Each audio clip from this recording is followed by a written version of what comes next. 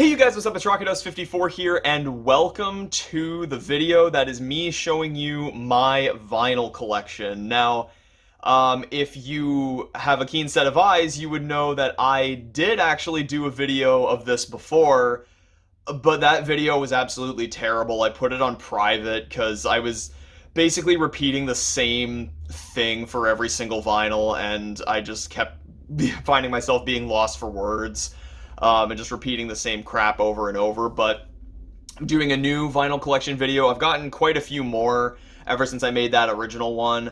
But yeah, so we're gonna get started. For the purposes of this video, I have them in alphabetical order by album title. Usually I have it in alphabetical order by artist and then chronological if it's an album, like if I have like more than one album from that artist. But because I thought it would be a little weird if I did like every Eminem album and then talked about that and then talked about every Kanye album.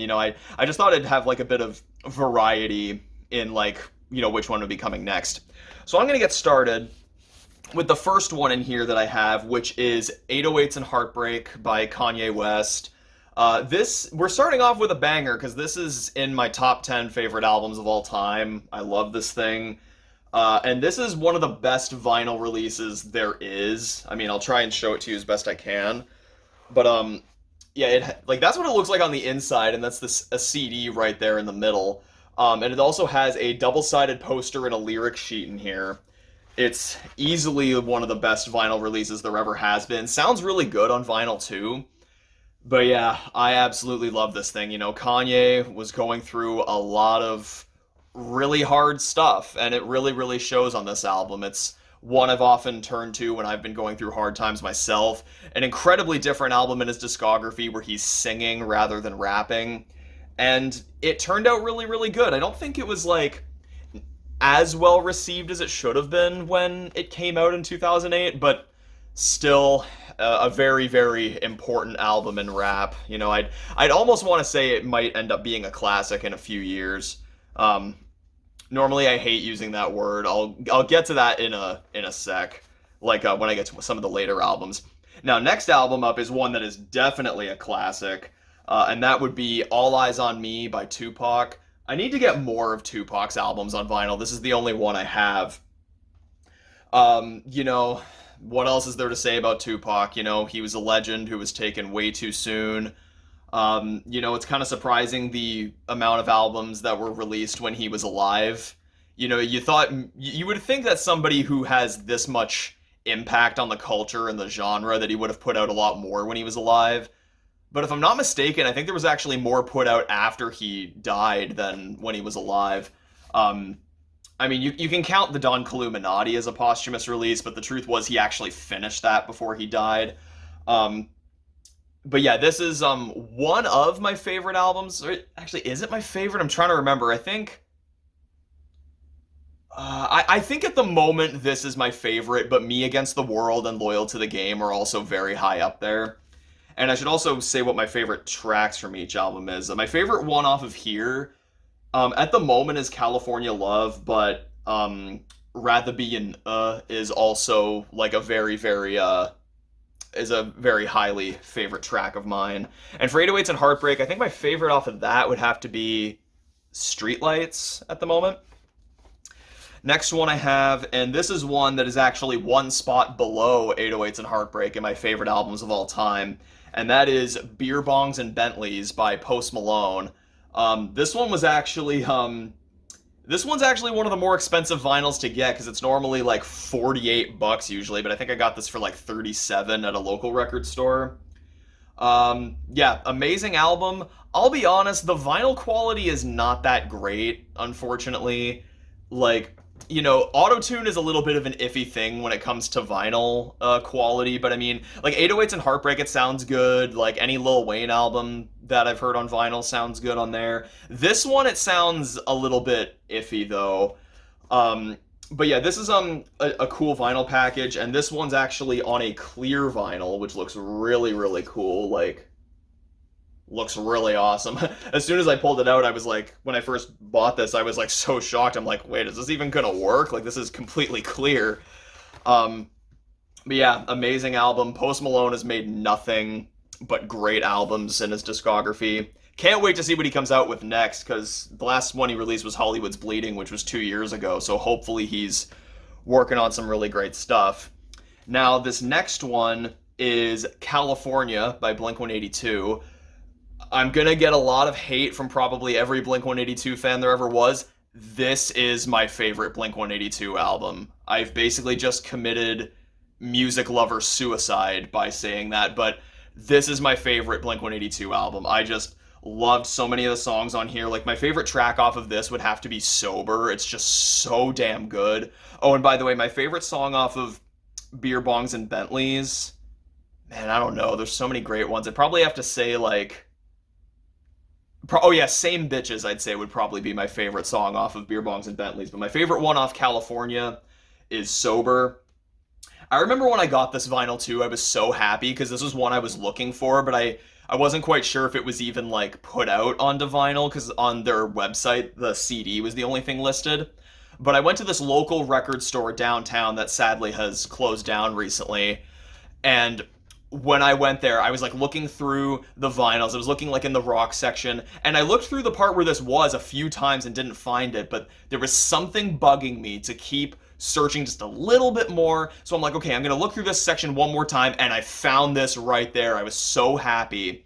I actually paid $50 for this, which actually is not that much considering vinyls are usually anywhere between 30 to $40 anyway. And the thing is, they said there was like 2 notices on the front of this in the store that said that this was actually out of print. So $50 for an out of print vinyl, that's not too bad. And this is the deluxe version too, so like side C and D is like all the bonus tracks. And this album looks amazing because this is on a yellow and black like marble vinyl. It looks so amazing. The sad thing was, I bought this in like July 2020, and I only just opened it like a couple weeks ago, which is pretty sad. Yeah, still haven't listened to this on vinyl, but I'm really looking forward to listening to it. And then the next one I have is Camp by Childish Gambino. Far and away my favorite Childish Gambino album. Don't get me wrong, I really like Because the Internet, but this is, to me, far and away his best work. I'd say my favorite track off of this one would have to be Heartbeat. It's like it's a really like great song because he's like, you know, he's like singing like emotionally, and then he's like gets into like a little bit of a more angry vibe. At the same time, some of the lyrics are a little bit silly on that song too, so it's a very interesting one. Not to mention the final track. I'm pretty sure it's That Power is the last track, because the thing is, this vinyl actually does have like deluxe edition tracks on here. I think it was actually, I think when this vinyl came out, I'm not sure if these tracks were actually put out, because some of them were put onto the Freaks and Geeks EP that he put out. And if you look on the back here, it just says side, where is it? It's side C. So it doesn't say side D, but on side D is all the like bonus tracks.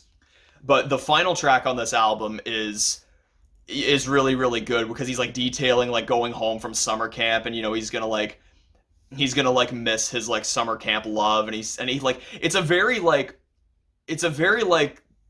what's the word? It's like a song where you can like feel every emotion he's saying, because like he says that like he's like describing the scent of the pine needles as he goes on to the camp bus.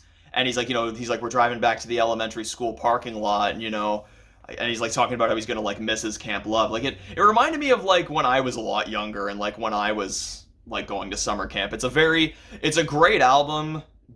Pitchfork is a fucking idiot giving this only a 1.6 out of 10. Yeah, this album's absolutely great. If you haven't heard it, please give it a listen. It is amazing. And the next one here is my second favorite album of all time, and that is The College Dropout by Kanye West.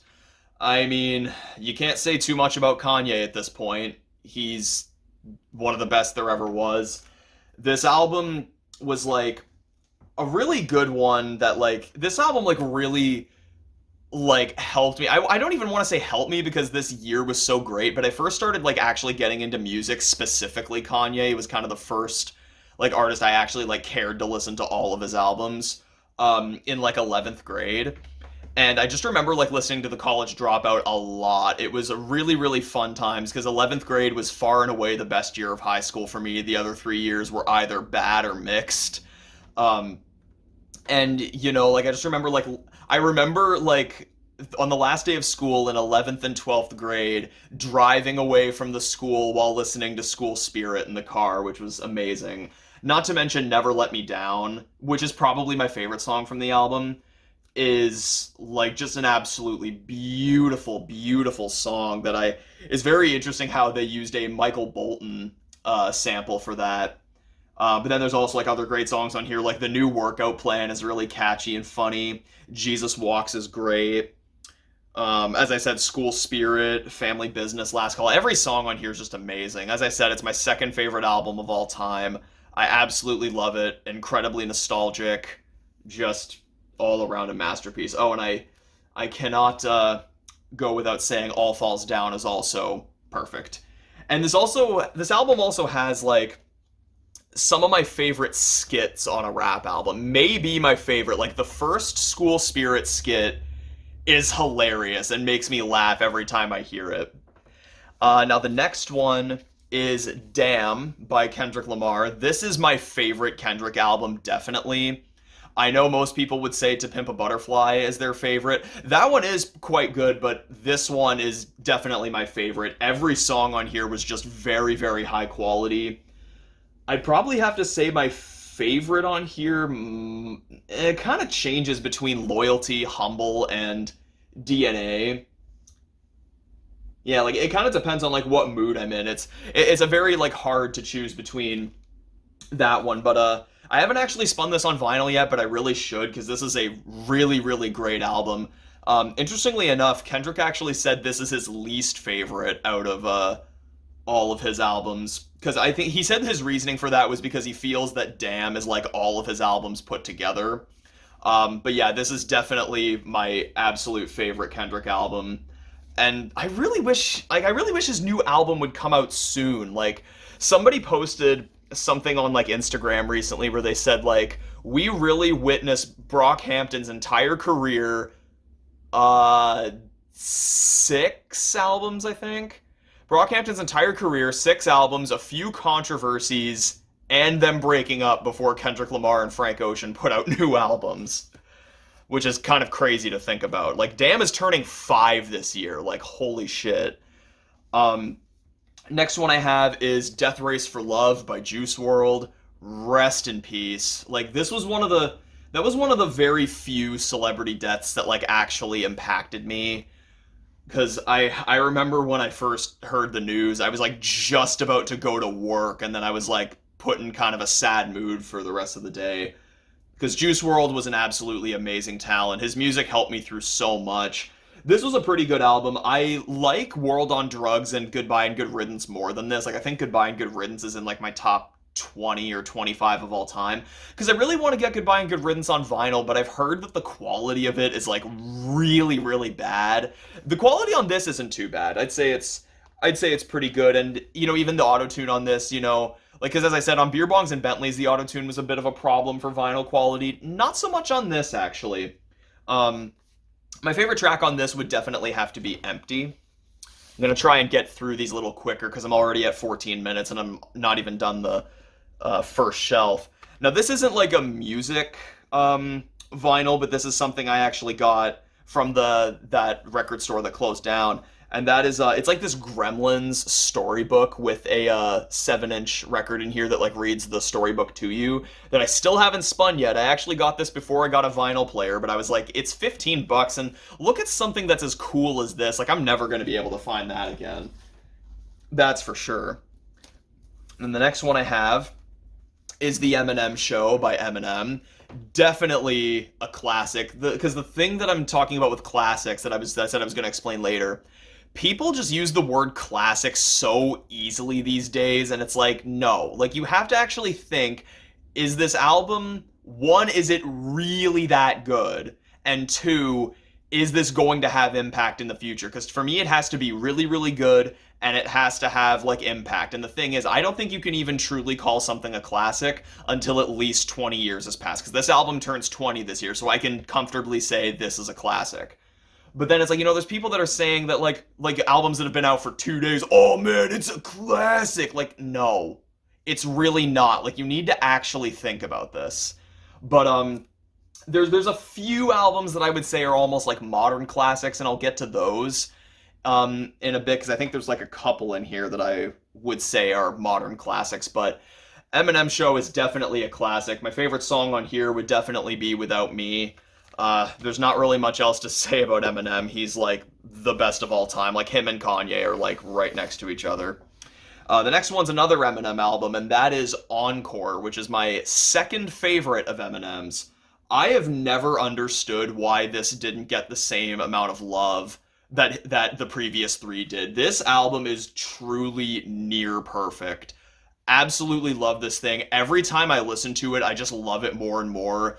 The storytelling and the I don't give a fuck attitude is so present on here. There's some really, really funny songs like Ass Like That and Puke. People don't like those songs. I love them. I think they're super, super funny.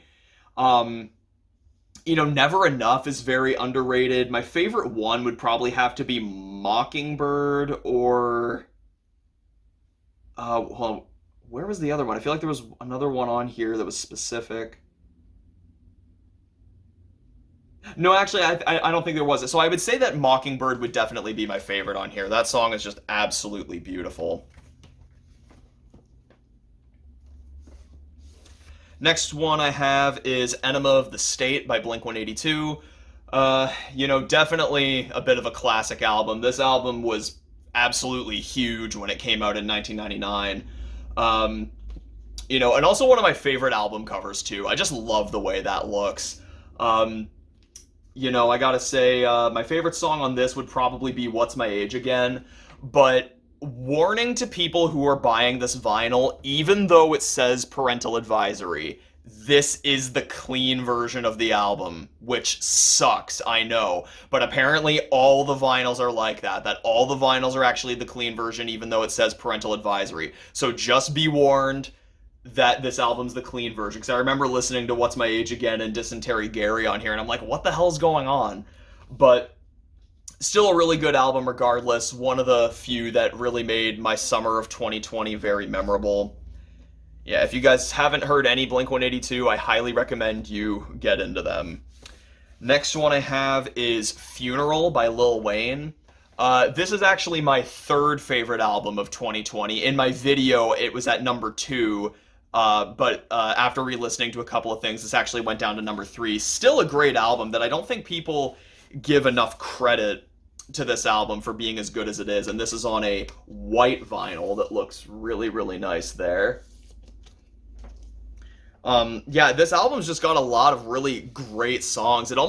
Sometimes it feels like a bit of a different sound for Lil Wayne. Like the beat on Mamma Mia is absolutely nuts on this song. On this album, I mean. And I'd say my favorite track on this, oh man, I don't know. I have like a playlist in my phone of my favorite songs from every album I've ever listened to. And sometimes it's like not easy to remember them all, but like some of my favorites are like Bing James, Dreams. I'd say probably maybe Dreams might be my favorite, but Bing James is definitely a banger too.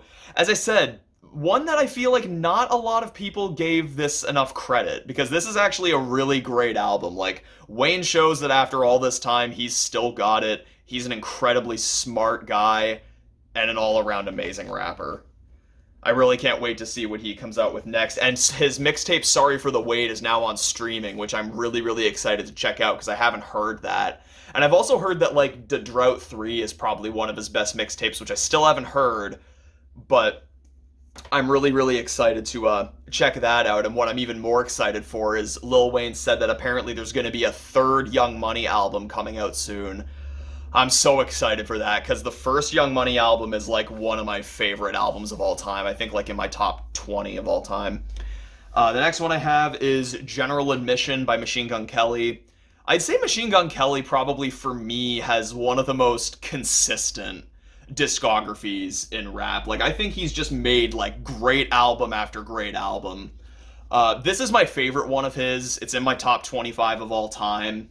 Easily my favorite one of his. He's got a lot of great songs on here. Like Bad Motherfucker is definitely my favorite. That song goes so hard. And then All Night Long is a really, really great one too. That's kind of like a bit like a last call feel, because like he's like kind of talking about how he like got to like how he like kind of got famous from that. Yeah, just a really, really great project. And the next one I got is Good Kid, Mad City by Kendrick Lamar. I still can't believe this album is turning 10. I really cannot believe it. Like, I swear it was just yesterday that I heard Swimming Pools for the first time.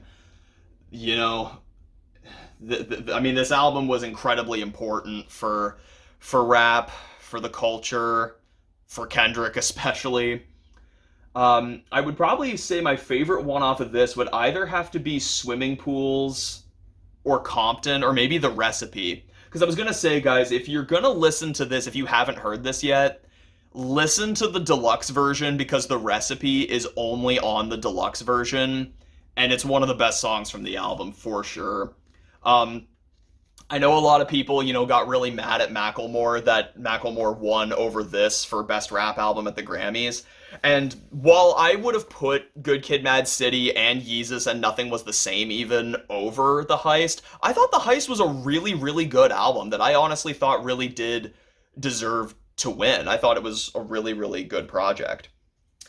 Next one I got is Harvard Dropout by Lil Pump.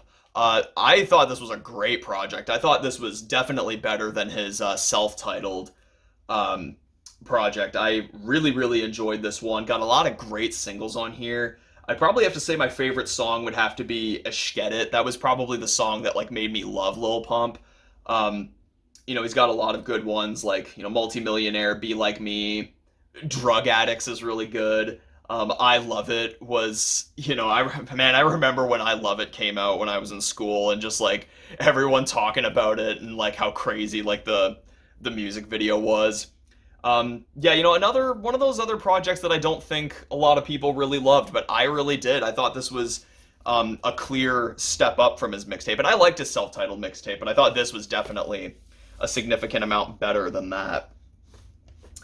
And then the next one here, I think I'm actually going to split this into two parts because I have like 14 minutes left like in space on my phone, and I'm just about done the first shelf now, so I think this is going to be a two-part thing. But the next one I have here is Hello, I Must Be Going by Phil Collins. If you know me at all, you will know that this is a very, very out of character album for me to own. Because I'm like, and I'm sure you guys watching it probably wouldn't have expected this in amongst all the rap stuff, but I've been getting into Phil Collins recently. I've heard his first two albums. He is absolutely amazing. Like he has really like, what he has done for music is really kind of monumental. Like he made a lot of like really great stuff that I'm sure some people might not have even been ready for. Like, because when you think of, like, In the Air Tonight off of his first solo album, that song is crazy. Like, it's so good. But it's like, think back, like, that was released in 1981. Like, I feel like people would not have been ready for that because it was so different and, like, really ahead of its time, I think.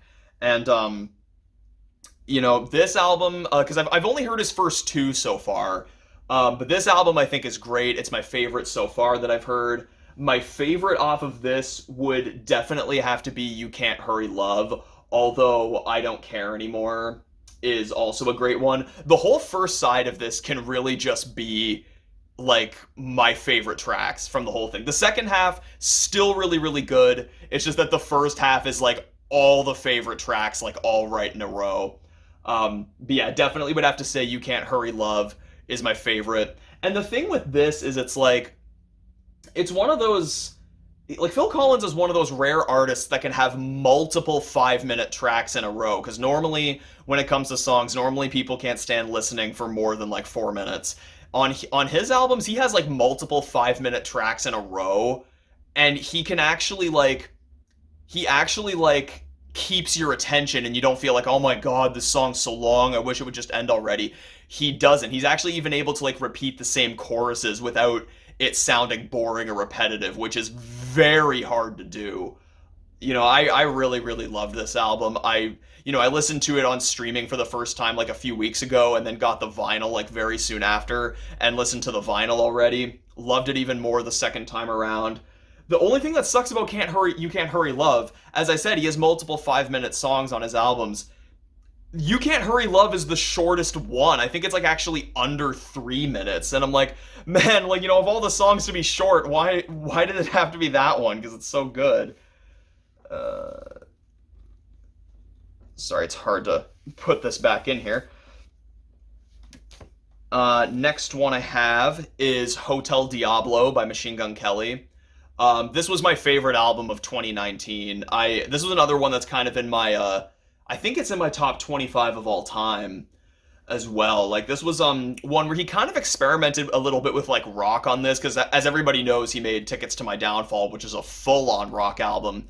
In here, he did kind of experiment with rock a little bit, like on the song I Think I'm Okay, which was like an amazing song that I've listened to so many times, that like also helped me a bit when I was like going through tough times.